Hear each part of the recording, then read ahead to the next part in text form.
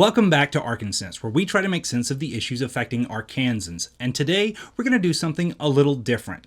January of 2023 marks the 100-year anniversary of the Harrison Railroad Riot, and for the last 2 years I've been researching and writing a long-form documentary about the history of Harrison, Arkansas. So to commemorate the anniversary, I'd like to share with you a draft of part of that documentary, which covers the 1923 Railroad Riot. But because we're not starting at the beginning, here's a little background info to catch you up. From its founding, Harrison was a tiny town that had dreams of becoming a bigger city. And to try and achieve that dream, many of the investors who owned land around Harrison paid to have a railroad connection built from Eureka Springs, and then continuing on southeast. The Eureka Springs to Harrison connection was finished in 1901, but trouble followed soon after. For one, the railroad never did particularly good business and was often in debt. And the first of 2 racial expulsions in Harrison happened in 1905, triggered in part because of anxiety over a competing railroad that was built northeast of Harrison. But despite all of that, Harrison still had dreams of becoming the railroad hub of the Ozarks. And that's where our story starts. Though the St. Louis and North Arkansas Railroad had gone bankrupt, it was quickly restructured into the Missouri and North Arkansas Railroad, with the line completed all the way from Helena to Joplin, Missouri in 1909. Detractors derisively called the train a ride from nowhere to nowhere, and said that MNA actually stood for May Never Arrive, and the line was losing more money than it made nearly every year. But locals held out hope that the MNA could turn things around and bring in some much-needed economic relief.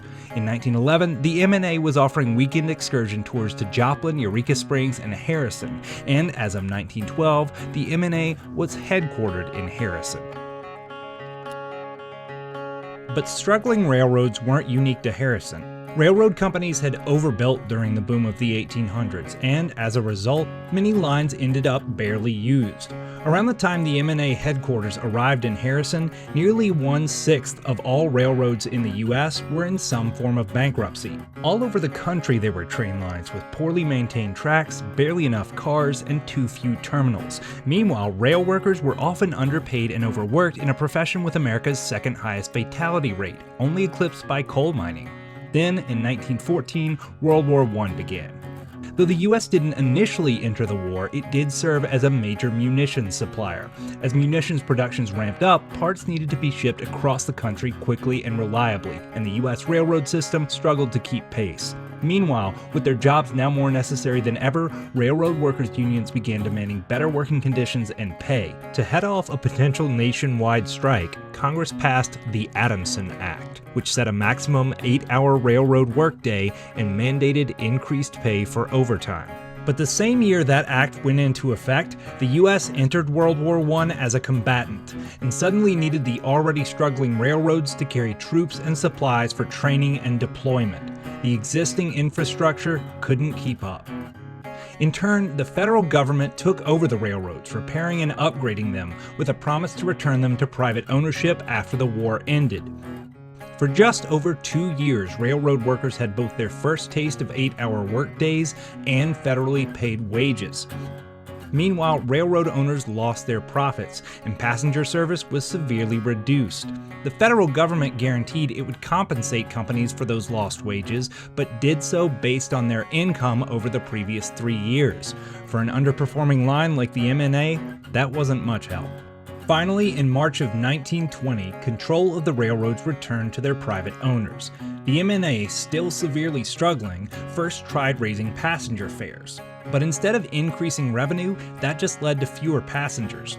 That same year, the U.S. enacted Prohibition. Previously, the city of Leslie, Arkansas had been one of the country's largest suppliers of staves, the wooden slats used to make barrels, and those stave mills had been a major source of freight income for the MNA. But no alcohol brewing meant a sharp decline in the need for barrels and, in turn, staves, and that meant even more lost revenue for the railroad. Desperate to make ends meet, the MNA announced a 20% cut in worker wages.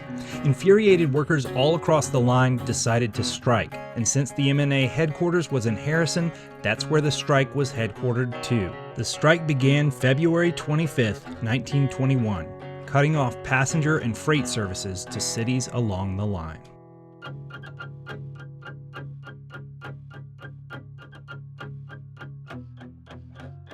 2 weeks later, the Arkansas Gazette reported that the MNA had sent in trains run by non-union workers and possibly filled with union-busting men, brought in to intimidate the strikers and force them back to their jobs. There was also speculation that if the tactic failed, the MNA might try to operate entirely without union labor. The article read, in part, quote, "Service probably will be restored to normal within a few days," unquote. Instead, within a few days, multiple MNA railroad bridges were burned down and train engines were sabotaged. Railroad companies blamed the strikers while the strikers denied responsibility, claiming much of the supposed sabotage was either defective equipment or was done by the railroad to turn locals against them. Union busters and non-union workers were assaulted. 4 U.S. Marshals were brought in to keep the peace, and the MNA encouraged the people living along the line to rise up against the strikers. Anti-strike citizens in multiple cities, including Harrison, formed protective leagues, groups who wanted to protect local business interests by getting the trains running again fast. But the strikes showed no sign of stopping.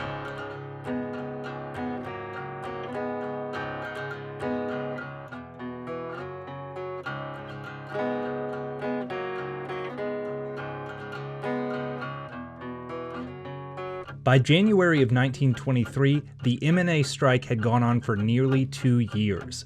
The line continued service by hiring non-union workers, but was hampered by sabotage, harassment, and boycotts, leading to frequent route closures. For cities along the MNA line, trains remained the primary way in and out for people and goods, and since those trains were no longer reliable, many businesses struggled or permanently closed. Entire towns withered, shouldering the financial burden, and fear began to grow that if the strike didn't end soon, those towns might never recover. In Harrison, feelings towards the strikers had been positive at the start, when there was hope things could be resolved quickly. But as the strike dragged on, feelings shifted against them, and many Harrison businesses hung up window signs saying "Open Shop Only," indicating they would not do business with strikers. MNA management ran statements in the papers threatening to shut down the line if locals didn't act, and the Harrison Times even carried the full text of a sermon by Reverend W.F. Bradley denouncing the strikers and claiming, quote, "Harrison was happy and peaceful until you quit work, and its peace will not be restored until you go to work again," unquote. The first 2 weeks of 1923 brought multiple cases of railroad sabotage, including 9 bridges damaged or destroyed by fire. Then on January 12th, 2 striking railroad workers were arrested under suspicion of bridge arson. That same day, an editorial in the Mountain Wave called for railroad saboteurs to be lynched. Quote, "There is one safe way to stop these embryo murderers, and that is to decorate a few telegraph poles with them when they are caught," unquote. The next day, some residents of Harrison discreetly sent out a call to nearby towns for a meeting to decide on a course of action. The answer was resounding. On January 15th, 1923, men from up and down the MNA line began moving towards Harrison by car and by train, many of them members of their city's protective leagues. Armed and numbering around 1,000 total, they gathered in the town square and picked a group they called the Committee of 12 to serve as a citizens' court. The committee demanded the resignation of city officials who they saw as sympathetic to the strikers, including Harrison Mayor J.L. Clute. But other officials, like Sheriff Bob Shaddix, instead joined the mob. The mob swept the city from house to house, seizing strikers and suspected sympathizers and sending them before their makeshift court. Sympathizers questioned by the committee were asked to sign a pledge declaring themselves against the strike and to be 100% American. Some who refused were taken to the street and beaten. Strikers were interrogated, then either held prisoner or banished from the town, told to leave by morning and not stop in any county that touched the MNA line. In their search for evidence against the strikers, the mob ransacked the abandoned headquarters of the strike. They secured all the papers as evidence, then took everything that wasn't nailed to the floor, threw it into a pile in the center of town, and set it ablaze. As the Arkansas Democrat put it, quote, It must be remembered when one tries to imagine the conditions there that the strikers and their sympathizers and the men who now have control are lifelong friends and neighbors. The men who were out on strike were not imported or transients. They had been born, most of them, in Harrison and reared their families there." Unquote. As they continued their sweep of the town, the mob approached the home of Ed C. Greger, a former railroad boilermaker who had walked off the job when the strike began. He'd spent the time since then working just across the state line in Missouri, but happened to come home earlier that week to see his family. The mob demanded he appear before their citizens' court. The 50-year-old man responded by firing 2 volleys from his shotgun. The shots hit no one, and it's unclear if they were warning shots or if they just missed. The mob returned fire, missing Greger but hitting one of their own. They blamed Greger and took him by force. Brought in front of the committee, by some accounts, he refused to answer any questions at all. Meanwhile, the mob searched his house and found dynamite and emery dust, which can be used to sabotage trains. They brought this evidence to the citizens' court, and Greger was confined with other non-compliant strikers. As night fell, the committee retired for the evening, and their prisoners, including Greger, were confined to the Rotary Club Hall. Sheriff Bob Shaddix was in charge of guarding the group, and, along with his deputy and 2 other men, took the midnight shift.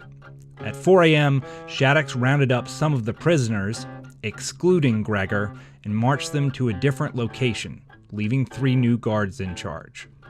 A few minutes later, a group of unknown men, all wearing hoods, entered the Rotary Hall, pointed their revolvers at the prisoners, and motioned for Greger to follow them. When the sun rose on Harrison the next morning, there was little sign of the strikers. Many had fled to Missouri. A few were still in jail. But Ed C. Greger was hanging dead under the railroad bridge by the train yards, lynched by the mob. And the lynching of Ed C. Greger was not the end of mob rule in Harrison. It was the beginning.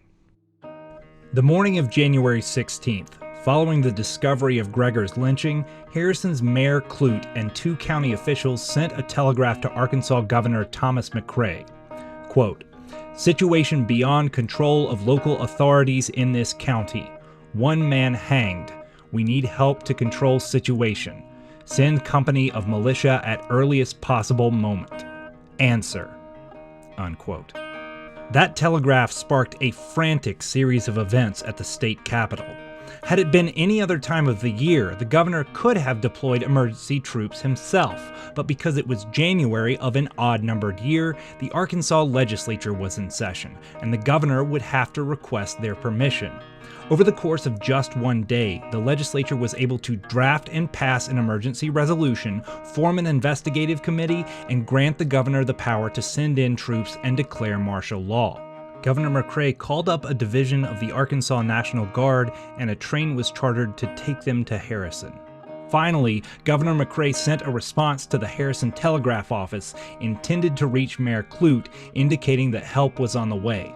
But that telegraph was intercepted by Sheriff Bob Shaddix, who immediately sent a reply. Quote, "Situation well in hand. Don't need militia. Stop them." Unquote. The state militia never came. Instead, that evening around 250 members of the mob marched and drilled in Harrison, calling themselves the Home Guard. The work of the committee continued as well, and by the end of the second day, the mob had expelled from Harrison around 200 men and their families. In the days following the Harrison riot, citizens' committees carried out similar expulsions in cities all along the M&A line, including Eureka Springs, Heber Springs, Searcy, and Leslie. Meanwhile, in Harrison, the Citizens Committee became the de facto city government. They set up patrols on every road into town, turning away most visitors and conducting searches of any cars they allowed to exit or enter.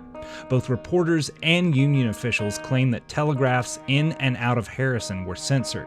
Nearly every business in town put up an open shop only sign, and the 3 that didn't closed down.